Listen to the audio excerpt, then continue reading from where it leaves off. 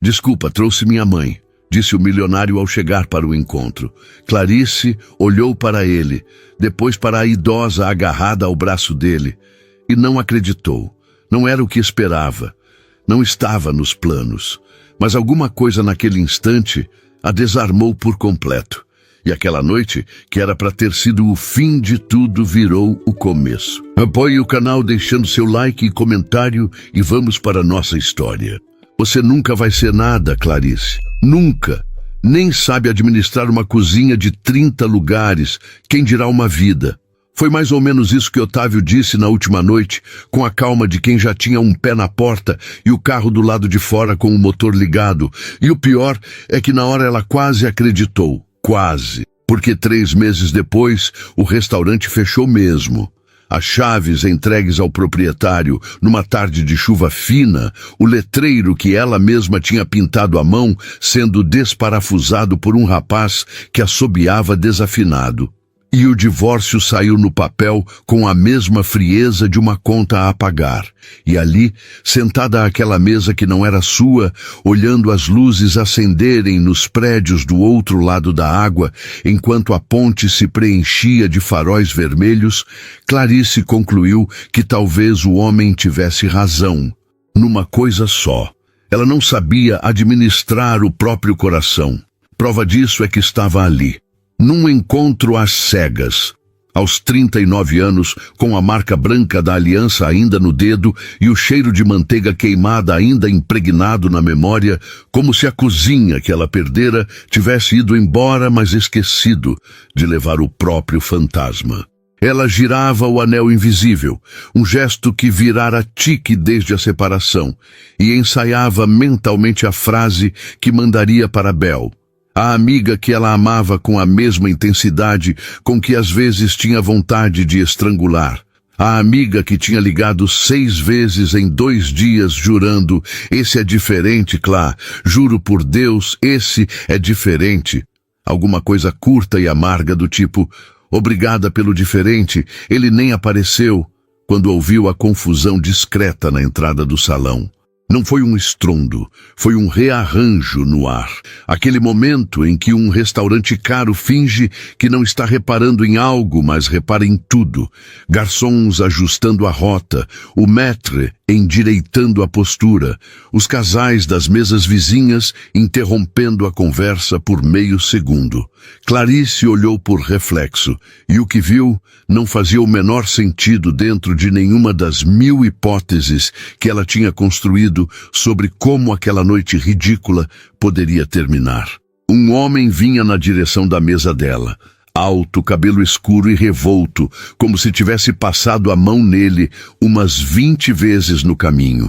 Camisa de bom corte, mas amarrotada nos punhos, um casaco jogado por cima do ombro e 2 sacolas de pano pendendo do braço. E não vinha sozinho, vinha com uma senhora. Vinha com uma senhora de verdade, cabelos brancos encaracolados, cardigã azul marinho, uma bolsinha atravessada no corpo com a alça segura pela mão trêmula, agarrada ao braço dele como quem se agarra a um corrimão numa escada íngreme. Clarice olhou. Olhou de novo e não acreditou. O sujeito estava trazendo a mãe para o encontro, às cegas. Que espécie de criatura, pensou ela, com o coração já se blindando na velocidade de quem aprendeu a se blindar do jeito mais caro possível. Que espécie de homem de 40 e tantos anos aparece num primeiro encontro arrastando a mãe pelo braço como se fosse uma criança sem babá. E a palavra babá ainda flutuava na cabeça dela, cheia de deboche, quando ele chegou à mesa, meio sem fôlego, e disse a coisa mais desajeitada que ela já tinha ouvido um adulto dizer em público. Desculpa.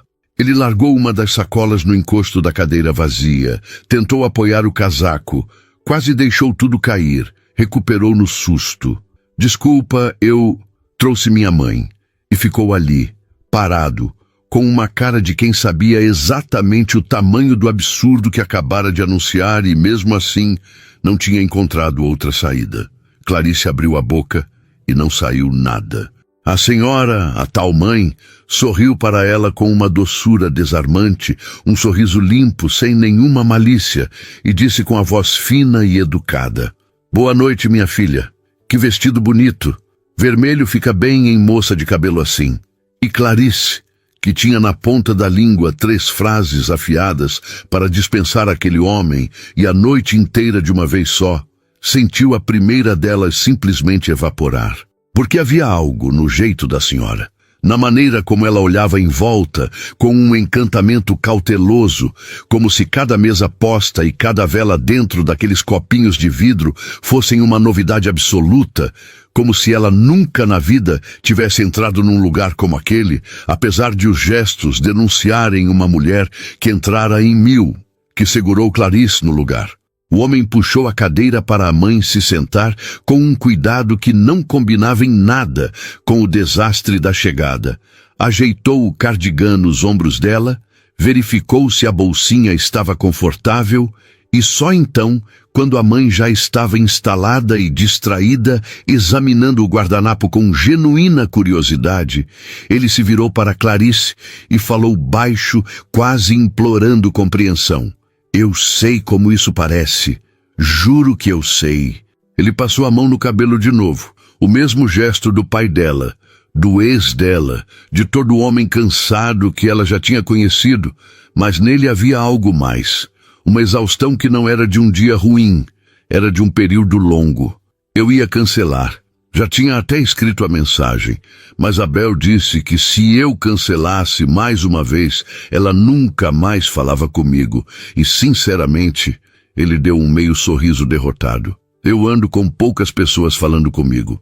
Então eu pensei, ou eu venho, como dá para vir, ou eu não venho nunca. "Como dá para vir?" repetiu Clarice, e a própria voz saiu mais curiosa do que ela pretendia. "Com a sua mãe. A cuidadora que ia ficar com ela hoje pediu demissão ontem à noite." Ele disse isso sem drama, como quem informa uma condição do tempo. "A terceira em 2 meses, e eu não deixo a minha mãe sozinha. Não por uma noite, não por uma hora." Ele olhou de relance para a senhora, que agora observava a vela com os olhos brilhando, e a voz dele mudou de textura, ficou mais grave e mais macia ao mesmo tempo. "Ela não fica bem sozinha, e fica pior com gente que ela não conhece. Então, quando é gente nova em casa, eu prefiro estar por perto." Clarice não entendeu tudo naquele instante. Ainda faltava a peça grande, a que explicaria por que uma mulher que sorria com tanta lucidez precisava de alguém por perto o tempo todo. Mas entendeu o suficiente para que a frase pronta na ponta da língua não fizesse mais sentido nenhum. Ela desviou o olhar para a senhora, Dona Conceição, e a senhora, sentindo-se observada, ergueu a cabeça e perguntou ao filho com a tranquilidade de uma pergunta rotineira: "Henrique, meu bem, a gente já jantou?" "Estou achando que a gente já jantou." E foi ali, no meio segundo entre a pergunta da mãe e a resposta do filho, que Clarice viu a coisa toda passar pelo rosto dele. Não foi impaciência, não foi vergonha. Foi uma ternura ferida, rápida como um relâmpago e imediatamente contida, o rosto de um homem que já tinha respondido aquela mesma pergunta talvez 200 vezes e que respondia a 200ª com a mesma paciência da primeira, porque a alternativa, deixar transparecer o cansaço, deixar a mãe perceber que havia algo errado, era pior do que qualquer cansaço. "Ainda não, mãe", disse ele suave. "A gente vai jantar agora. A senhora vai gostar. Tem aquela sopa de mandioquinha que a senhora gosta." "Ah, que bom!" Ela sorriu satisfeita e voltou a atenção para a vela. "Eu estava com uma fominha. Sua avó fazia uma sopa assim, você lembra?" "Lembro, mãe", respondeu ele, e não corrigiu o fato de que era a avó dele, não dela, porque tinha aprendido que corrigir não adiantava e só machucava os dois. A senhora fazia igualzinho. Henrique respirou fundo, um respiro que pareceu vir de muito fundo, e voltou-se para Clarice com um pedido de desculpas inteiro contido num único olhar. "Se você quiser ir embora, eu entendo. De verdade, eu peço um carro para você agora e nunca mais te importuno. Abel, que me perdoe." Ele apoiou as mãos na borda da cadeira que ainda não tinha ocupado, pronto para não ocupá-la. Mas se você quiser ficar, eu prometo que a comida daqui é melhor do que a companhia. E olha que a companhia é dose. Foi a primeira vez que ele sorriu de verdade, e o sorriso tinha o mesmo cansaço de tudo nele, mas tinha também um humor teimoso, o humor de quem se recusa a afundar mesmo com água pela cintura. E Clarice, a chefe que perdera o restaurante e a fé no amor, na mesma estação do ano. A mulher que tinha ido ali blindada, disposta a não gostar de absolutamente nada, e a usar esse não gostar como prova de que continuava inteira, percebeu com um incômodo quase físico que a blindagem tinha uma fresta. Uma fresta pequena, do tamanho exato de um homem que carregava sacolas misteriosas e respondia pela terceira vez à mesma pergunta como se fosse a primeira. Ela olhou para as 2 sacolas de pano penduradas na cadeira que ninguém tinha explicado, e a curiosidade, essa traidora, essa coisa que ela jurara ter demitido junto com a última funcionária do restaurante, acendeu-se no lugar exato onde ela mandara que nada mais acendesse. "O que tem nas sacolas?" perguntou antes de decidir se ficava. Henrique olhou para elas como se tivesse esquecido que existiam. "Ah!" um sorriso encabulado. Coisas dela. O chale que ela sempre pede quando sente frio, mesmo no calor. O rádio de pilha, porque ela gosta de um programa antigo e fica agitada sem. E os retratos. Ele hesitou. Ela não sai de casa sem os retratos. Se ela acordar num lugar que não reconhece, e acontece de ela não reconhecer, os retratos ajudam. É como se eu levasse um pedacinho da casa junto, entende?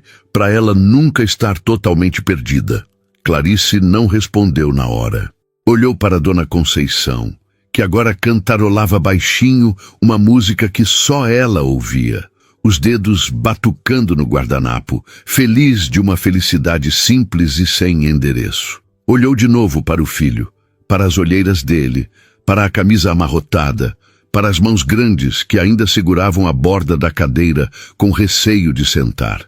E puxou o próprio guardanapo, colocou-o no colo, e para a própria surpresa disse: "Senta logo, você está me deixando cansada só de olhar." E depois, olhando direto nos olhos dele, com um resto de defesa na voz que nem ela mesma acreditou. "Mas essa história da comida é melhor que seja verdade." Do outro lado da mesa, Dona Conceição parou de cantarolar. Olhou para os 2 com um brilho súbito nos olhos e disse, apontando de um para o outro com o dedo trêmulo e um sorriso maroto que por um instante devolveu ao rosto dela toda a mulher que um dia fora: "Vocês combinam." Henrique fechou os olhos por um segundo sem graça, e Clarice riu. A primeira risada verdadeira em meses. Uma risada que a pegou desprevenida. E a noite que deveria ter sido o fim de tudo começou, sem que nenhum dos 3 soubesse, a ser o começo. A sopa de mandioquinha veio, e era boa mesmo. Clarice percebeu no primeiro instante em que a colher tocou a língua, com aquele reconhecimento profissional que nem a falência tinha conseguido apagar, e por um segundo quase perdoou Henrique por ter prometido bem.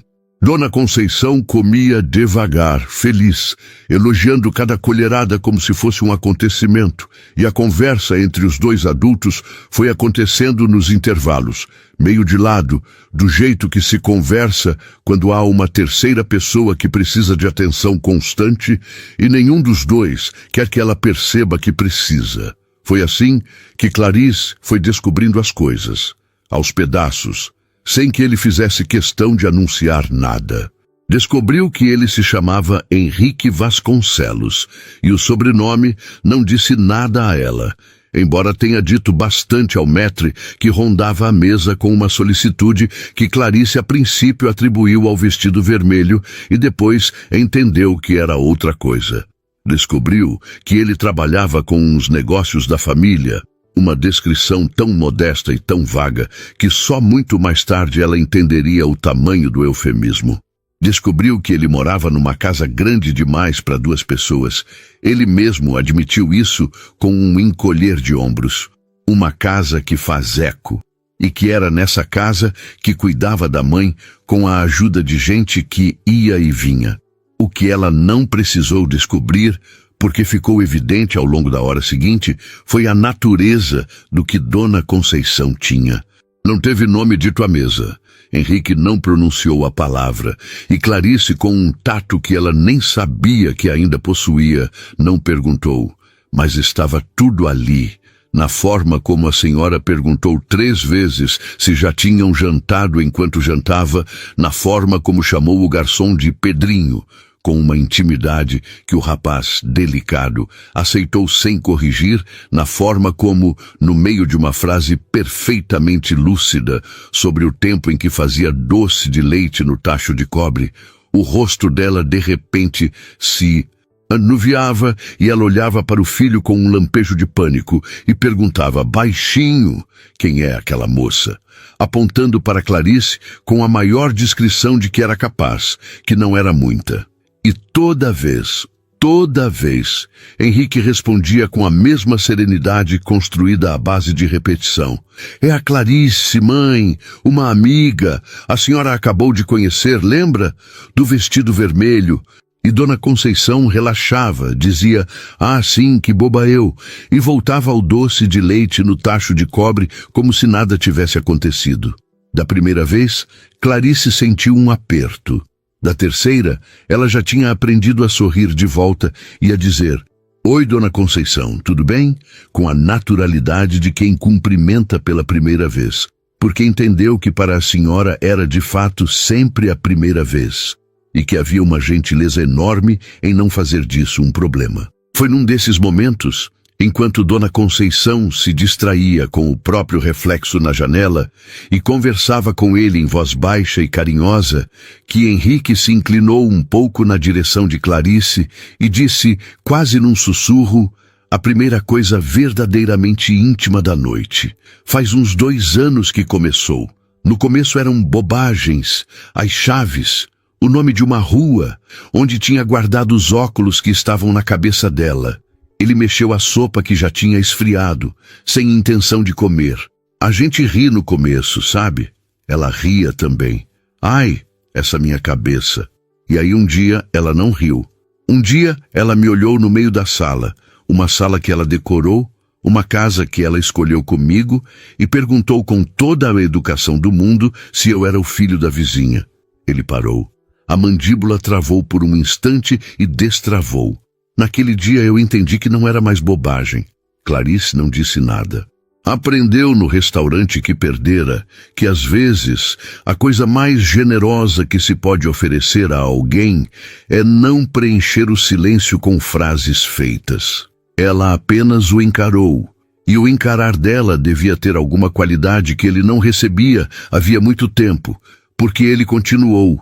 E as palavras vieram como quem finalmente encontra uma parede onde apoiar um peso carregado sozinho por tempo demais. Todo mundo me diz a mesma coisa.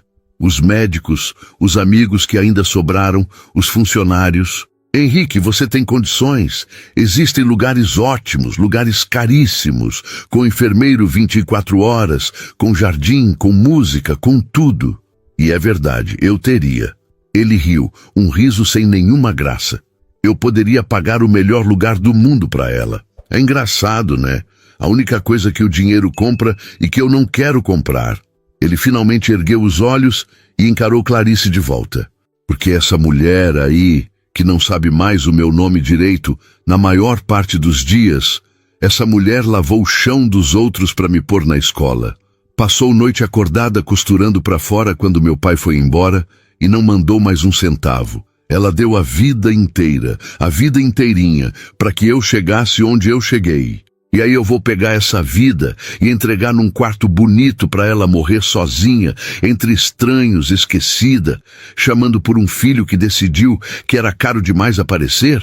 Ele balançou a cabeça devagar. Prefiro perder tudo. Falo sério. Prefiro perder tudo a fazer isso. E ali, exatamente ali, Clarice entendeu 2 coisas ao mesmo tempo. A primeira foi que o trabalhava com os negócios da família era uma mentira do tamanho de um prédio, porque nenhum homem de negócios pequenos fala em perder tudo com aquela naturalidade de quem tem muito a perder. E nenhum maître ronda a mesa daquele jeito por causa de um vestido vermelho. A segunda, e essa a atingiu num lugar mais fundo, foi que ela estava diante de um tipo de homem que ela tinha decidido que não existia. O ex dela teria internado a própria mãe numa terça-feira de manhã e dormido tranquilo na terça à noite. E teria chamado isso de decisão racional, de maturidade, de não se pode carregar o mundo nas costas, Clarice. Ela tinha se casado com um homem que fazia contas até com o afeto, que media tudo em custo e retorno, e tinha saído desse casamento acreditando que todos os homens eram assim, que o amor sem cálculo era coisa de novela e de tolo. E agora estava sentada diante de um sujeito que tinha evidentemente todo o dinheiro do mundo e que estava usando esse dinheiro para exatamente nada além de manter a mãe em casa e por perto um sujeito que tinha reorganizado a vida inteira, largado sabe-se lá o quê, se recolhido numa casa que fazia eco, tudo para ser o único rosto que a mãe reconhecia num mundo que ia se apagando ao redor dela. Era o oposto de tudo em que Clarice tinha aprendido a acreditar sobre homens e sobre dinheiro. Isso a assustou muito mais do que qualquer defeito assustaria. "Por que você aceitou vir então?" perguntou ela, de repente quase acusando. "Se a sua vida é isso, se você não larga ela nem por uma hora, por que perder uma noite num encontro às cegas com uma estranha?" Henrique demorou a responder. Olhou para a mãe, que tinha cochilado por um instante com o queixo apoiado na mão, serena, e depois olhou de volta para Clarice com uma honestidade que a desarmou de vez. "Porque Abel me mostrou uma foto sua." Ele disse isso sem malícia, quase envergonhado. "Não a foto que você deve estar pensando. Foi uma foto sua na cozinha do seu restaurante. Uma reportagem antiga, você toda suada, de touca, gritando com alguém fora do quadro, com uma cara de quem ia matar, e ao mesmo tempo de quem estava no lugar mais feliz do mundo." Ele sorriu. "E eu pensei, faz tempo que eu não vejo alguém tão vivo. Faz tempo que eu não me sinto tão vivo. A minha casa é só cuidado, sabe? Cuidado o dia inteiro. É bonito, é o que eu escolhi, mas é..." Ele procurou a palavra. "É sem cor. E aquela foto tinha cor. Eu quis conhecer a pessoa da foto. Só isso. Não para ela resolver a minha vida. Só para lembrar que ainda existe cor." Clarice ficou muito quieta. Porque aquela reportagem, aquela foto na cozinha, era de uma época em que ela achava que ia conquistar o mundo. E o restaurante da foto era exatamente o que tinha fechado numa tarde de chuva fina. E a mulher da foto era exatamente a mulher que Otávio tinha dito que nunca ia ser nada. E aqui estava um homem que ela conhecera havia menos de 2 horas, que tinha chegado com a mãe pendurada no braço e uma desculpa desajeitada na boca, dizendo sem saber que aquela mulher da foto era a coisa mais viva que ele tinha visto em muito tempo. Ela precisou beber água para engolir alguma coisa que subiu pela garganta e que não era comida. Dona Conceição acordou do cochilo com um pequeno sobressalto, olhou em volta, e por um momento o pânico voltou aos olhos dela, aquele desamparo de quem acorda e não sabe onde está nem com quem. A mão dela procurou às cegas sobre a mesa, e Henrique, num movimento tão automático que era claramente de anos, pegou a mão da mãe na sua, antes mesmo que ela terminasse de se assustar, e disse baixinho: "Tô aqui, mãe. Tá tudo bem. A gente tá jantando." Mas foi Clarice, para a própria surpresa, quem fez a coisa acontecer. Ela abriu a sacola de pano que estava na cadeira, aquela das tais coisas. Tirou de lá o primeiro porta-retrato que a mão encontrou. Um retrato de um menininho de shorts e joelho ralado ao lado de uma mulher jovem e sorridente na porta de uma casa simples. E o colocou na frente de Dona Conceição, dizendo com uma doçura que ela não sabia que tinha: "Olha que menino lindo, Dona Conceição. A senhora sabe quem é?" E o rosto da senhora se abriu. Todo o pânico foi embora de uma vez. Ela pegou o retrato com as duas mãos, os olhos marejados de uma alegria antiga e intacta, e disse, apertando a moldura contra o peito, com uma certeza que nenhuma doença tinha conseguido roubar: "Esse é o meu Henrique, esse é o meu filho. Olha que coisa mais linda que Deus me deu." Henrique olhou para Clarice por cima da cabeça da mãe, e no olhar dele havia uma gratidão tão grande, tão despida, que ela precisou desviar os olhos para a janela, para a ponte, para as luzes na água, para qualquer lugar que não fosse aquele homem descobrindo, ao mesmo tempo que ela descobria, que talvez nenhum dos dois estivesse tão perdido quanto achava. Clarice passou os 3 dias seguintes tentando convencer a si mesma de que aquilo tinha sido só um jantar. Um jantar estranho, comovente, diferente de tudo. Ela concedia isso. Mas ainda assim, um jantar e jantares terminam e a vida real recomeça na manhã seguinte com o boleto do aluguel do apartamento pequeno para onde ela tinha se mudado depois do divórcio e com as fichas de currículo que ela distribuía sem muita esperança para cozinhas que não eram a dela. Ela repetiu isso para Bel ao telefone com uma firmeza suspeita. "Foi só um jantar, Bel. Para de sonhar." E Bel, do outro lado, riu daquele jeito que só as amigas muito antigas riem. O riso que diz, "Eu te conheço desde os 15 anos, sua mentirosa."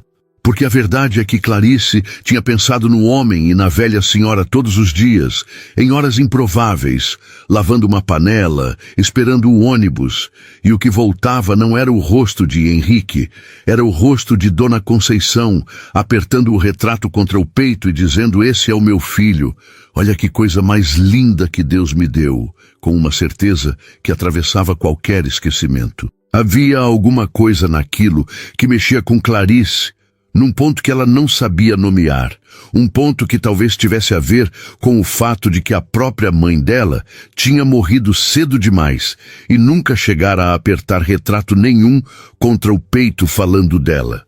Foi Henrique quem mandou a primeira mensagem no 4º dia, e a mensagem era tão sem jeito quanto ele tinha sido pessoalmente. "Oi, aqui é o Henrique do jantar, o do desastre. A minha mãe perguntou por você hoje. Não pelo nome, ela não lembra o nome, mas ela perguntou, cadê a moça do vestido vermelho que me deu o retrato? Eu não soube o que responder. Achei que você devia saber que ela lembrou de você.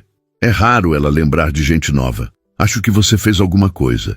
Clarice leu a mensagem 3 vezes, sentada na beira da cama do apartamento pequeno, e depois pousou o telefone no colchão, como se ele estivesse quente. Ela sabia exatamente o que aquela mensagem era. Não era cantada, não era jogo, não era nenhuma das táticas que ela tinha aprendido a reconhecer e a repelir.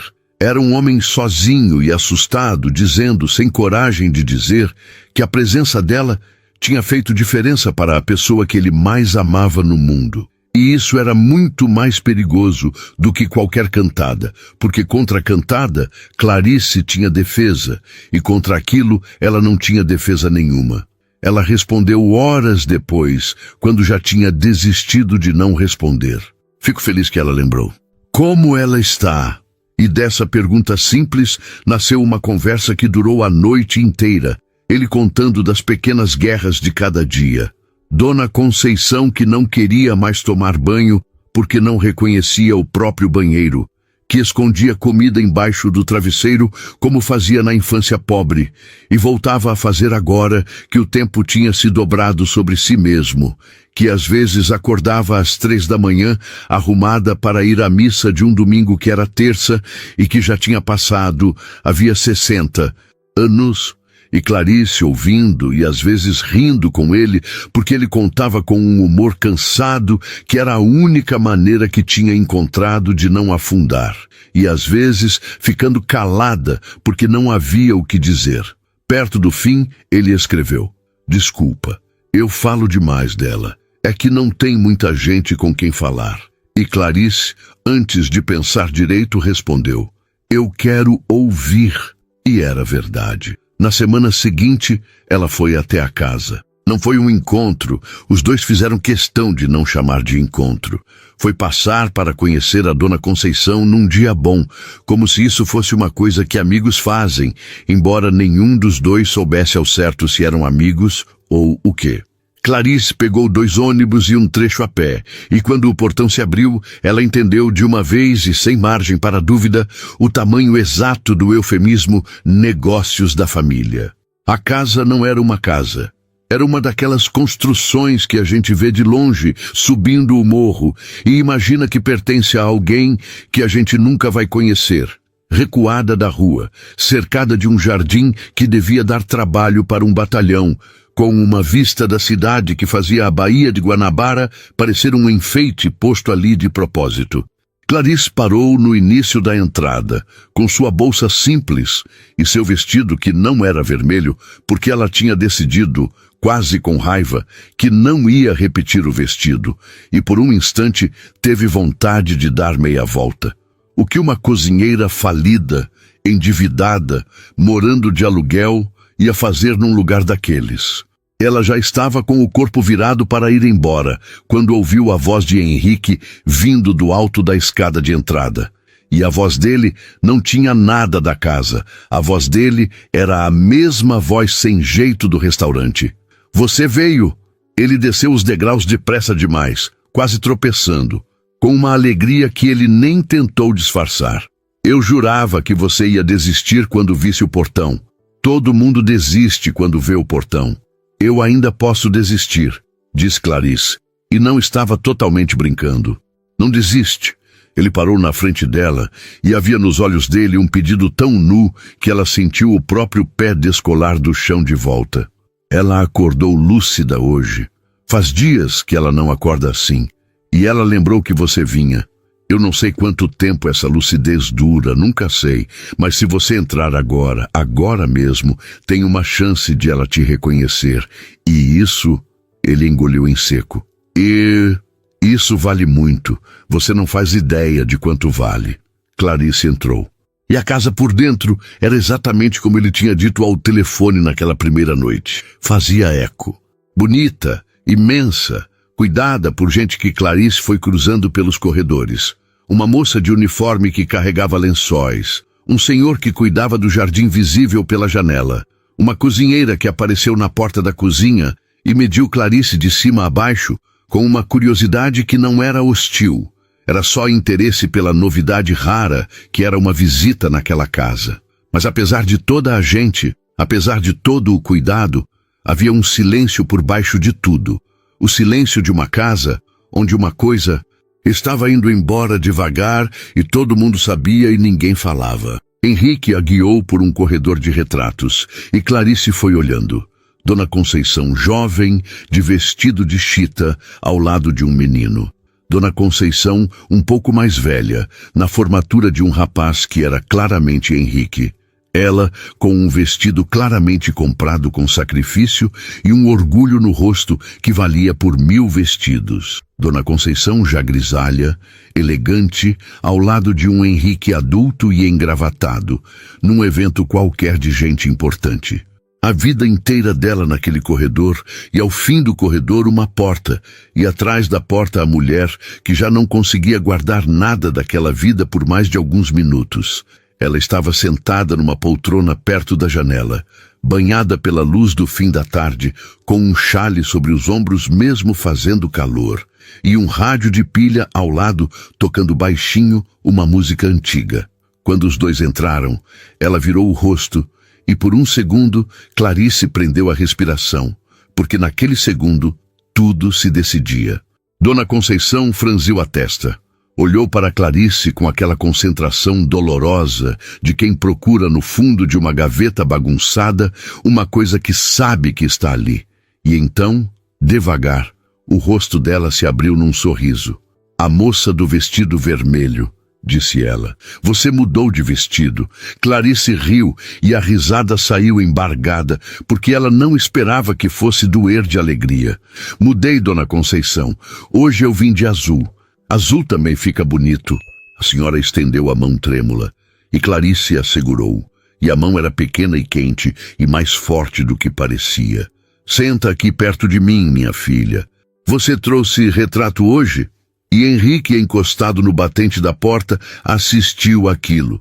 A mãe reconhecendo, contra todas as probabilidades, uma mulher que tinha visto uma única vez na vida. E a essa mulher sentando-se ao lado da mãe e segurando a mão dela com uma naturalidade que ele não via em ninguém que não fosse ele mesmo. E precisou respirar fundo e olhar para o teto, porque fazia muito tempo que ele não sentia aquilo, aquela coisa perigosa e proibida que era a esperança. E ele tinha aprendido, do jeito mais difícil, que esperança numa casa como aquela era um luxo que custava caro quando não se realizava. Mas ali estava ela, a esperança, sentada de vestido azul ao lado da mãe dele, e por mais que ele tentasse não deixar, ela já tinha entrado, junto com Clarice, pela porta que ele jurava manter fechada. Passaram a tarde ali, os três, e foi uma tarde estranhamente boa. Dona Conceição contou histórias, algumas verdadeiras, algumas de um tempo que se misturava, e Clarice aprendeu depressa a não corrigir, a entrar na história em vez de discutir com ela, e descobriu que era muito mais fácil assim, e muito mais bonito.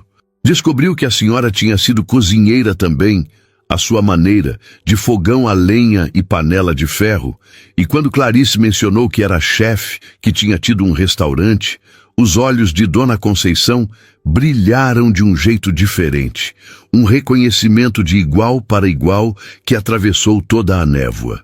Então você entende, disse a senhora, apertando a mão dela. Comida é a única coisa que a gente faz com as mãos e entrega para o amor da outra pessoa. Você entende isso? E Clarice, que tinha passado meses ouvindo o ex e o mundo dizerem que ela não sabia administrar nada, que era uma fracassada, ouviu uma velha senhora que mal lembrava o próprio endereço dizer, com toda a clareza do mundo, exatamente aquilo que ela precisava ouvir havia tanto tempo, e teve que fingir que era o pó do rádio de pilha que tinha entrado no olho dela.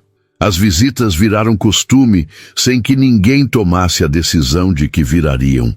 Clarice aparecia 2, 3 vezes por semana e caiu na rotina da casa com a facilidade de quem finalmente encontra uma cozinha onde cabe. Porque foi para a cozinha que ela naturalmente foi indo dia após dia. Aquela cozinha imensa e subutilizada, com panelas de cobre penduradas que ninguém usava direito. E a cozinheira da casa, Dona Neuza, que a princípio a olhara com desconfiança de território, depois de 2 tardes já estava dividindo o fogão com ela e trocando segredos de tempero como 2 velhas comadres. E foi ali que Clarice descobriu a coisa mais importante daquele período, que Dona Conceição, que já não reconhecia o próprio quarto na maior parte dos dias, que confundia os nomes e os tempos e os rostos, voltava inteira, voltava lúcida, voltava ela mesma, quando havia cheiro de comida no ar, o cheiro de refogado, o cheiro de doce no fogo, o cheiro de pão. Aquilo furava a névoa como nenhum retrato conseguia, como nenhum remédio conseguia. Bastava Clarice começar a fritar uma cebola e Dona Conceição levantava da poltrona, arrastava os chinelos até a cozinha guiada pelo faro e chegava dizendo: "Quem é que está fazendo comida na minha casa sem me chamar?" E por 20 minutos, meia hora, 1 hora, se o dia fosse generoso, ela era de novo a mulher do fogão a lenha, ensinando, provando, mandando pôr mais sal, contando de quando fazia quitute para vender na porta da igreja para pagar os estudos do filho. Henrique observava aquilo do vão da porta com uma expressão que Clarice aprendeu a decifrar. Era gratidão, sim, mas era também uma espécie de dor invejosa, a dor de um filho que amava a mãe mais do que a própria vida e que mesmo assim não conseguia trazê-la de volta do jeito que uma panela de comida trazia. Numa dessas tardes, com Dona Conceição já recolhida ao cochilo e a casa mergulhada naquele silêncio que ela sempre tinha, ele disse isso a Clarice, sentados os dois nos degraus que davam para o jardim, com a cidade se acendendo lá embaixo. "Faz 2 anos que eu tento de tudo." Ele girava um copo de água na mão sem beber, Médico caríssimo, remédio importado, aquela terapia com música, aquela outra com bichos, aquela com fotografias, uma fortuna. E aí chega você com uma cebola e uma frigideira e faz o que nenhum médico fez. Ele riu, mas o riso tinha um fio de amargura. Às vezes eu penso que o dinheiro só serve para me lembrar de tudo que ele não compra. Não foi a cebola, disse Clarice, e ela mesma se surpreendeu com a certeza na própria voz. Foi a memória que mora na cebola. Sua mãe passou a vida inteira numa cozinha. Aquilo não é uma lembrança que ela tem, Henrique. Aquilo é ela. As mãos dela sabem coisas que a cabeça já esqueceu. E enquanto as mãos souberem, ela vai estar aí. Clarice olhou para ele. Você não precisa de mais médico. Você precisa é de mais cozinha. Foi nesse instante, com essa frase boba e séria dita num degrau de pedra ao pôr do sol, que os dois se olharam por tempo demais. E era o tipo de olhar que Clarice tinha jurado não trocar nunca mais com homem nenhum. O olhar que baixa a guarda toda de uma vez. E ela sentiu o perigo e recuou primeiro, desviando os olhos para a cidade, o coração batendo de um jeito que ela detestou por reconhecer. Porque uma coisa era ajudar. Ajudar era seguro. Ajudar tinha um começo e um fim e não pedia nada de volta. Outra coisa, completamente outra, era o que estava crescendo ali, na cozinha e nos degraus e nas mensagens de madrugada. Uma coisa que não tinha começo nem fim marcados e que pedia tudo. E Clarice não sabia se tinha tudo para dar de novo, depois de ter sido esvaziada do jeito que fora. Ela se levantou depressa demais, disse que estava tarde, que precisava pegar o ônibus. E Henrique não insistiu, nunca insistia. Era essa uma das coisas nele. Apenas ofereceu, como sempre, um carro para levá-la. E como sempre, ela recusou. Porque aceitar o carro era aceitar entrar de vez naquele mundo que não era o dela. E ela ainda se agarrava à ideia de que podia ter um pé lá dentro e um pé de fora. Mas a vida, que raramente pergunta se estamos prontos, tratou de empurrar os dois pés dela para dentro na semana seguinte. Foi numa quarta-feira, no meio da tarde, quando o telefone de Clarice tocou e do outro lado a voz de Henrique não tinha nada da calma construída de sempre. Era uma voz rachada, uma voz que ela nunca tinha ouvido. Dona Conceição tinha sumido. Não sumido da casa, sumido de si mesma. Tinha acordado do cochilo num dos piores estados que ele já vira, sem reconhecer ninguém, nem ele, sobretudo não ele, e num pânico total tinha se trancado no quarto e não deixava ninguém entrar, gritando por um Henrique menino, o Henrique de shorts e joelho ralado do retrato, chamando pelo filho que estava do outro lado da porta e que ela olhava sem ver. Ela não me reconhece, Clarice, ele disse. E a voz dele quebrou de vez naquela frase. Ela tá gritando pelo meu nome e olhando para mim, e eu tô aqui, eu tô bem aqui, e ela não me vê, ela acha que eu sou um homem estranho que invadiu a casa dela, ela tá com medo de mim. E do outro lado da linha, um homem que podia comprar hospitais inteiros chorava como um menino perdido, porque não havia dinheiro no mundo que resolvesse aquilo, e ele sabia. E era isso que o destruía. Clarice não pensou. Pela primeira vez em muito tempo ela não fez a conta, não pesou o custo, não se protegeu. Ela disse, eu tô indo, e desligou e pegou o primeiro táxi que passou, um táxi que ela não tinha como pagar direito. E no caminho inteiro, sua única oração foi que ela chegasse a tempo de servir para alguma coisa. Quando chegou, a casa toda estava em polvorosa contida. Os funcionários no corredor sem saber o que fazer, Henrique sentado no chão, encostado na porta trancada do quarto da mãe, o rosto entre as mãos, e de dentro os gritos assustados de Dona Conceição. Clarice se ajoelhou ao lado dele, pôs a mão no ombro dele, e ele ergueu o rosto e tinha nos olhos um desamparo que era pior do que qualquer coisa que ela já vira em ninguém. Não adianta, ele murmurou. Eu já tentei tudo. Ela tem medo de mim. E Clarice fez a única coisa que sabia fazer, a única coisa que tinha, sempre, o tempo todo, estado ali para ser oferecida.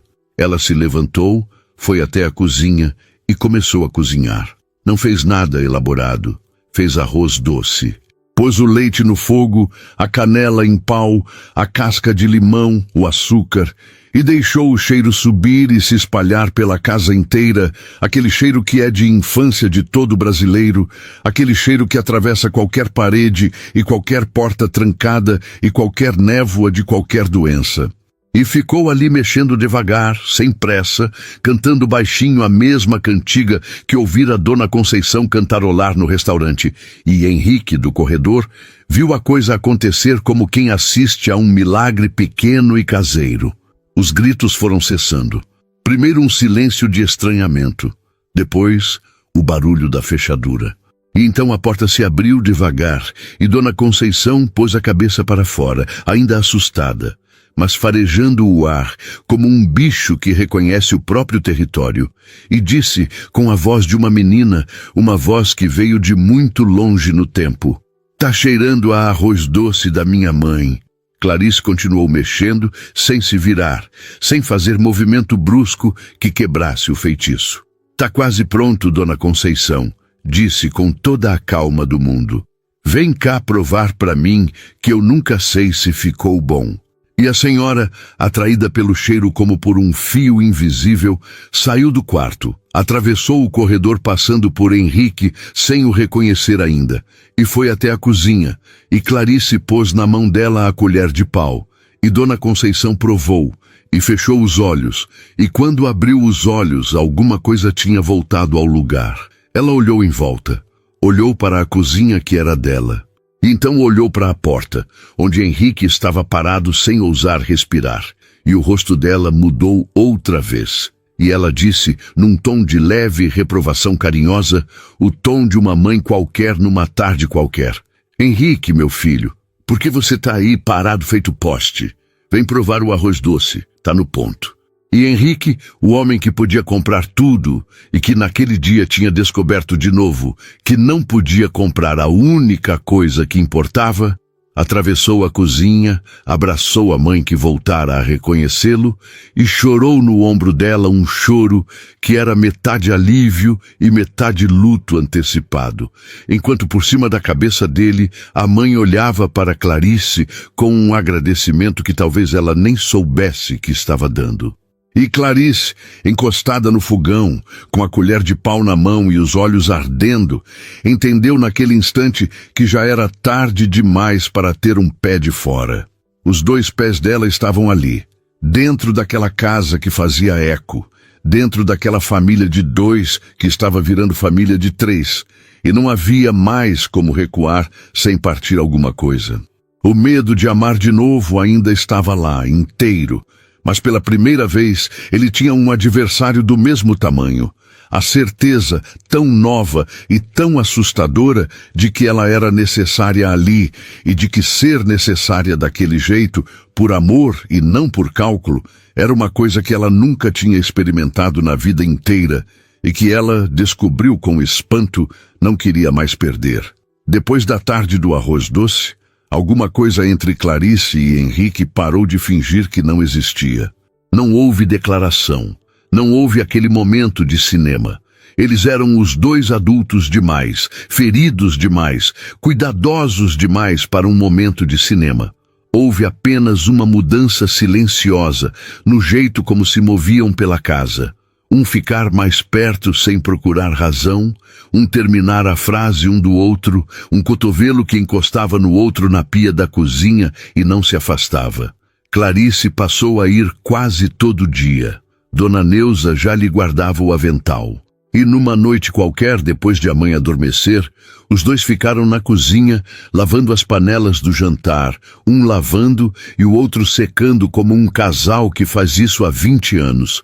E Henrique parou no meio de secar uma travessa e disse, olhando para ela e não para a louça: "Eu não sei fazer isso direito. Faz tanto tempo que a minha vida inteira é cuidar dela que eu esqueci como se cuida de outra coisa. Mas eu queria aprender. Com você, se você deixar." E Clarice, que tinha um pano de prato molhado numa mão e o coração numa espécie de suspenso na outra, respondeu do único jeito que conseguia responder a essa altura, que foi encostando a testa no peito dele e ficando ali, sem palavra, ouvindo o coração dele bater rápido demais para um homem tão calmo. Foi o começo. Sem beijo grandioso, sem trilha sonora. Só dois sobreviventes reconhecendo um no outro alguém que também tinha aprendido, do jeito mais duro, o que o amor custa e o que o amor vale. Mas amar, dentro daquela casa, era amar em cima de um chão que se movia. E os dois sabiam. A doença de Dona Conceição não fez pausa para o romance deles. Ao contrário, os meses seguintes foram descendo uma ladeira que Clarice já tinha lido nos livros que passou a devorar sobre o assunto. Mas que ler é uma coisa e viver é outra completamente diferente.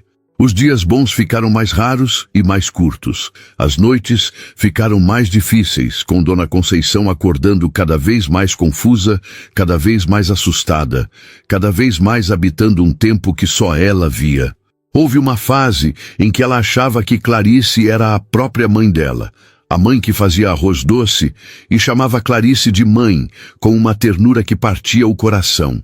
E Clarice aprendeu a atender por mãe sem corrigir, engolindo a estranheza e a emoção, porque entendeu que naquele momento ser a mãe de Dona Conceição era o presente mais generoso que ela podia oferecer. E houve dias, os piores, em que a senhora não reconhecia nem o filho, nem Clarice, nem a casa, e ficava horas num choro manso e sem motivo aparente, um luto por coisas que ela não conseguia mais nomear, e nesses dias nem a cozinha funcionava, nem o cheiro do arroz doce, e os três apenas atravessavam as horas até que passassem. Foi numa dessas fases más que a complicação de fora chegou, e chegou pela porta que Henrique menos protegia, porque estava ocupado demais protegendo a mãe para proteger a si mesmo.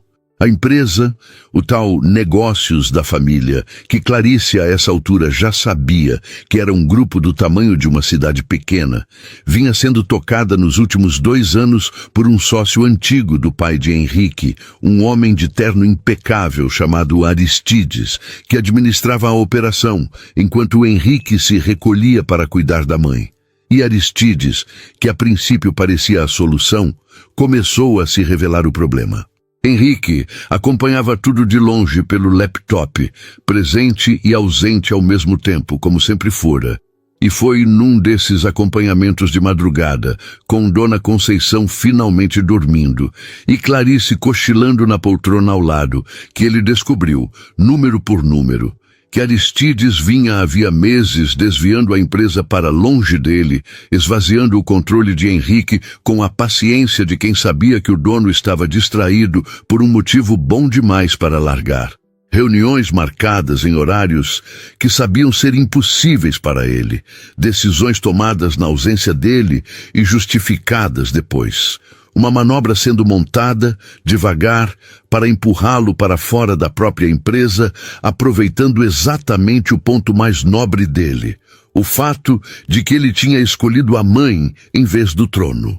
Henrique fechou o laptop naquela madrugada com o rosto branco, e Clarice acordou com o baque e viu, e ele contou tudo, e Clarice viu diante dela um homem sendo obrigado pela primeira vez a escolher de verdade entre as duas coisas que ele mais amava, porque salvar a empresa exigia dele exatamente o que ele tinha jurado nunca dar: presença lá fora, viagens, reuniões, semanas inteiras longe de casa, uma volta ao mundo que ele tinha abandonado por amor. E abandonar a empresa significava perder tudo aquilo que a mãe dele tinha construído com ele. A vida inteira de sacrifício dos dois, entregue de mão beijada a um homem de terno impecável que nunca lavara chão dos outros para pôr ninguém na escola. Henrique olhou para Clarice na penumbra e disse com uma voz vazia: "Se eu for lutar, eu abandono ela. E ela vai me esquecer de vez enquanto eu estiver fora, porque é assim que funciona. Cada dia longe é um dia que ela apaga. Mas se eu não for, eu perco tudo que ela suou para construir. Me diz o que eu faço, Clarice, porque eu não sei. Eu não sei mais. E Clarice, que meses antes teria feito a conta fria, teria pesado o custo e o retorno, teria dado o conselho sensato e distante de quem não se envolve, descobriu que já não era mais aquela mulher. Ela pegou a mão dele entre as suas, as mesmas mãos que sabiam fazer comida e que agora sabiam também segurar um homem que desmoronava, e disse a coisa que só quem ama de verdade consegue dizer. A coisa que é ao mesmo tempo a mais generosa e a mais assustadora, porque significa abrir mão do próprio conforto pelo bem do outro. Você vai lutar, ela disse. Você vai lá fora e luta pela empresa da sua mãe, porque ela não construiu tudo aquilo para um homem de terno roubar. E enquanto você luta, a voz dela vacilou, mas ela segurou. Eu fico com ela, eu fico aqui. Todo dia do lado dela. Eu cozinho para ela todo dia. E toda vez que você ligar, eu ponho o telefone no ouvido dela e eu mostro o retrato e eu falo do vestido vermelho e eu não deixo ela te esquecer. Eu não deixo, Henrique. Eu prometo que eu não deixo. Ele olhou para ela como se ela tivesse dito uma loucura, porque de certo modo tinha. Ela estava se oferecendo para carregar sozinha o peso mais difícil daquela casa. O peso que tinha feito 3 cuidadoras fugirem, o peso que ele nunca tinha confiado a ninguém no mundo. Ela estava se oferecendo para ser a memória de Dona Conceição enquanto o filho estivesse fora, para segurar o fio que ligava a mãe ao filho com as próprias mãos, para que ele não se rompesse na distância. E ela estava fazendo isso, sabendo o tamanho do que oferecia, sabendo que ia doer, sabendo que talvez não desse certo, sabendo que ela mal os conhecia havia alguns meses, e que aquilo era o tipo de coisa que só se pede a uma esposa de décadas de casada. Por que você faria isso? Ele perguntou, e a pergunta era verdadeira, ele precisava mesmo entender. Por que você faria uma coisa dessas por nós?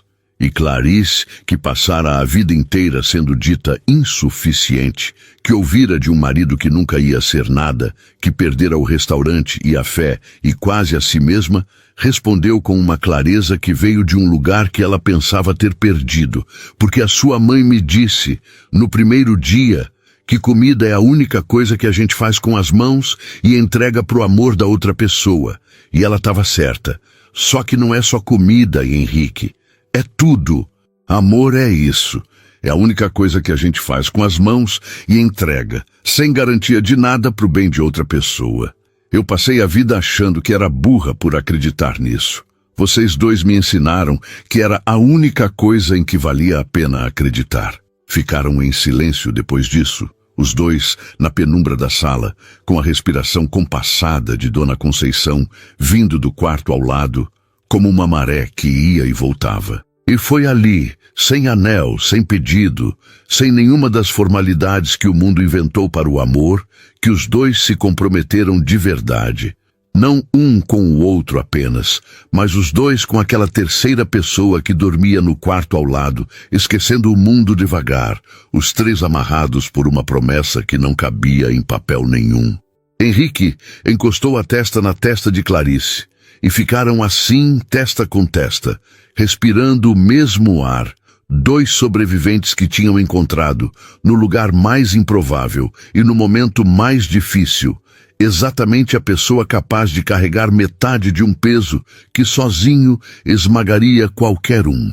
Lá fora, a cidade dormia, indiferente. Ali dentro, uma família de 3 se preparava para a parte mais difícil de todas, a de provar que o amor que se decide sem cálculo é justamente o único que resiste quando tudo o mais é levado embora. A luta não foi rápida, nem limpa, porque as coisas que valem a pena raramente são.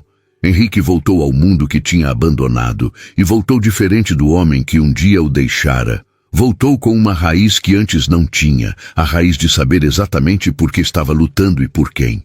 Foram semanas duras, viagens, reuniões que varavam à noite, advogados debruçados sobre contratos que Aristides julgara que ninguém mais leria. E em cada uma dessas noites, longe de casa, Henrique ligava, sem falhar um dia sequer. E do outro lado, Clarice atendia e fazia exatamente o que tinha prometido. Punha o telefone no ouvido de Dona Conceição. Mostrava o retrato do menino de shorts e joelho ralado. Contava, com a paciência de quem reza um terço, que aquele era o Henrique, o filho, que estava viajando a trabalho igual ele sempre fez, que ia voltar logo, que mandava um beijo. E toda noite, mesmo nos dias em que a névoa estava mais espessa, alguma coisa na voz do filho e no cheiro que Clarice mantinha vivo na casa, porque ela cozinhava todos os dias, cozinhava sem parar, mantinha a casa perfumada de refogado e de doce, como quem mantém acesa uma vela num altar. Alguma coisa segurava o fio. Dona Conceição não esqueceu o filho. Contra todos os prognósticos, contra tudo o que os livros diziam, ela não o esqueceu, porque havia uma mulher de avental parada entre ela e o esquecimento, todo santo dia, recusando-se a deixá-lo passar. E Henrique venceu. Não foi uma vitória de novela, com o vilão humilhado em praça pública. Foi uma vitória de gente de verdade, feita de documento, de prova, de paciência e de verdade. Aristides, encurralado pelos próprios rastros, negociou a saída em silêncio para não arrastar o próprio nome pela lama. E numa manhã de terça-feira comum, Henrique reassumiu o controle da empresa que a mãe dele ajudara a erguer, costurando para fora nas madrugadas de um tempo antigo. Mas a coisa mais importante daquela manhã não foi a assinatura no cartório, nem o comunicado aos sócios. Foi que, no instante em que tudo se resolveu, Henrique não sentiu o triunfo que imaginara sentir a vida inteira. Sentiu apenas uma pressa enorme de ir para casa. Ele largou tudo no meio da mesa, entrou no carro e fez o caminho de volta com o coração adiantado, porque tinha entendido, na exata medida em que quase os perdera, o que de fato importava. Quando o portão se abriu, ele não viu a mansão que fazia eco. Viu a janela da cozinha acesa, o vapor subindo e duas silhuetas lá dentro. Uma sentada, uma de pé junto ao fogão, e o coração dele, que aguentara 2 anos de desmoronamento sem quebrar, quase quebrou ali de pura gratidão. Entrou pela cozinha como sempre entrava agora, e a cena que encontrou ele guardaria para o resto da vida. Dona Conceição estava sentada à mesa, de chale nos ombros, descascando batatas com um descascador de legumes que Clarice lhe dava de propósito, feliz, útil, presente. E ao vê-lo na porta, a mãe ergueu os olhos e o rosto dela se abriu naquele sorriso limpo de sempre, e ela disse, com a naturalidade de uma mãe que espera o filho voltar do trabalho, a frase mais simples e mais impossível do mundo. Chegou, meu filho. A Clarice está fazendo aquele arroz doce que você gosta. Lava essa mão e senta que já vai sair. Ela o reconheceu. Depois de semanas fora, depois de tudo, ela o reconheceu e chamou Clarice pelo nome. O nome que finalmente tinha grudado na memória dela quando tantos outros escorregavam, porque Clarice tinha se tornado parte da paisagem mais funda daquela mulher, tão parte quanto o cheiro do doce no fogo. Henrique atravessou a cozinha e beijou a testa da mãe. E depois se virou para Clarice, e no olhar que trocaram cabia tudo: o cansaço, a vitória, o medo vencido, a promessa cumprida à risca. Você não deixou, ele disse baixinho, só para ela. E Clarice, com a colher de pau na mão e os olhos brilhando, respondeu: eu prometi que não deixava. O tempo, que na doença de Dona Conceição era um adversário, virou, naquela casa, uma coisa que os 3 aprenderam a habitar juntos, um dia de cada vez, sem cobrar do amanhã o que ele não podia dar. E foi assim, um dia de cada vez, que Henrique e Clarice construíram o que nenhum dos dois acreditava ainda ser capaz de construir. Não houve pressa. Numa tarde de domingo, com a casa cheirando a comida e a cidade brilhando lá embaixo, Henrique levou Clarice até o corredor dos retratos, aquele corredor onde estava a vida inteira da mãe dele. E no fim da fileira, num espaço que estivera vazio, havia uma moldura nova. Dentro dela, uma foto que Dona Conceição não sabia que tinha inspirado. Era Clarice na cozinha de avental, rindo, exatamente como na velha reportagem que fizera Henrique querer conhecê-la. Só que agora era a cozinha daquela casa, e no canto do quadro, meio fora de foco, aparecia a mão enrugada de Dona Conceição, segurando uma colher. Eu quero que você faça parte da parede, disse Henrique. Da parede da vida dela, da minha também.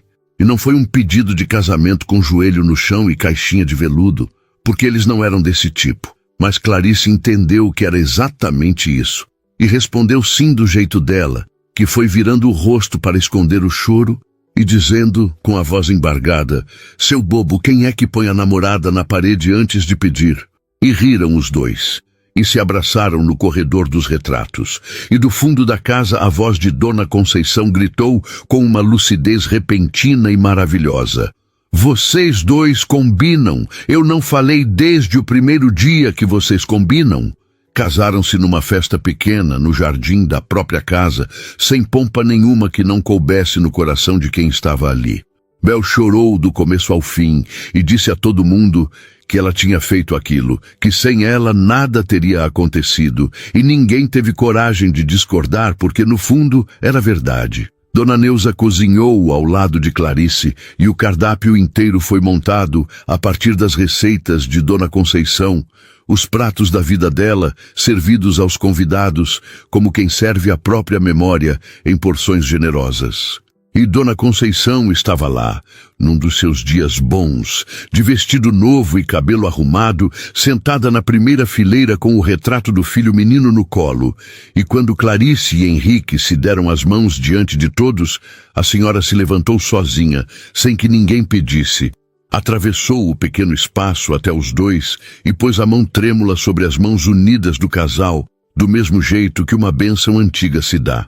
Cuida dele para mim, disse ela a Clarice, com uma clareza que atravessou toda a doença, como uma luz atravessa a água. Cuida do meu Henrique, que ele é a coisa mais linda que Deus me deu. E depois olhou para o filho, e por um instante foi de novo inteira. A mulher do fogão a lenha que lavara chão dos outros para pô-lo na escola e disse, e você, meu filho, cuida dessa moça. Ela não desistiu da gente, ninguém nunca tinha ficado. Ela ficou. Foi a última vez que Dona Conceição juntou tantas palavras verdadeiras de uma vez só, e nenhum dos três jamais esqueceria aquele instante, porque foi como se a doença por um segundo tivesse recuado só para deixar a mãe abençoar os dois filhos que agora tinha. Os anos que vieram foram o que a vida sempre é, doces e difíceis, na medida em que o amor os atravessa. A doença de Dona Conceição seguiu o seu curso, porque o amor não faz milagre desse tamanho, e nunca prometeu fazer, mas ela o seguiu cercada, todos os dias, do único remédio que de fato lhe fazia bem. O cheiro de comida, a mão do filho, a voz de Clarice, o retrato na parede, a família que a rodeava e que se recusou, até o último dia, a deixá-la ser um estranho na própria casa. Ela nunca terminou esquecida entre desconhecidos, como Henrique um dia temera, acima de todas as coisas. Terminou em casa, na sua cozinha, na sua poltrona perto da janela, com a cidade brilhando lá embaixo e o rádio de pilha tocando a música antiga, cercada dos dois rostos que, mesmo quando ela esquecia todos os outros, o coração dela teimava em reconhecer. E quando o tempo dela chegou, chegou mansamente, como quem adormece depois de um bom almoço, e a última coisa que ela sentiu foi a mão de Clarice na sua e o cheiro de arroz doce vindo do fogão. E ela sorriu e disse, tá cheirando a casa da minha mãe. E foi.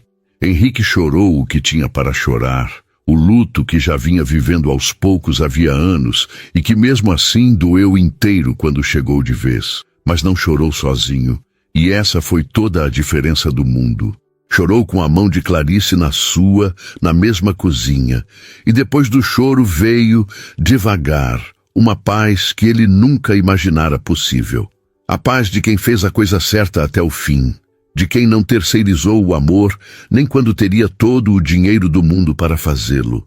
de quem escolheu a presença em vez da conveniência e descobriu no fim que tinha ganhado tudo justamente por ter se recusado a economizar no que importava. A casa parou de fazer eco. Encheu-se com o tempo de outros barulhos, de risada, de panela de vida, porque Clarice abriu ali, na antiga cozinha imensa e subutilizada, um pequeno restaurante que só servia as receitas de Dona Conceição, e o batizou com o nome dela. E todas as noites o cheiro daquela comida subia pela casa e descia pela cidade como uma oração de gratidão. E sempre havia arroz doce no cardápio, com canela em pau e casca de limão, feito devagar, mexido com a colher de pau, do jeito exato que uma velha senhora certa vez ensinara a uma moça de vestido vermelho, que aparecera por acaso num encontro que nasceu de um pedido de desculpas desajeitado e virou, sem que ninguém planejasse, o começo de tudo. E se alguém perguntasse a Clarice, a chefe que um dia ouvira que nunca seria nada, o que ela tinha construído com as próprias mãos, ela apontaria para a casa cheia, para o marido que a olhava do outro lado do salão, como se ela fosse a coisa mais viva do mundo, para o retrato de Dona Conceição, na parede, sorrindo por cima de todos, e responderia, com a certeza mais simples e mais inteira que existe, uma família. Ela tinha construído do zero, com as próprias mãos, exatamente aquilo que tinham dito que ela jamais seria capaz de ter, e era feliz. Enfim, e para valer, era feliz.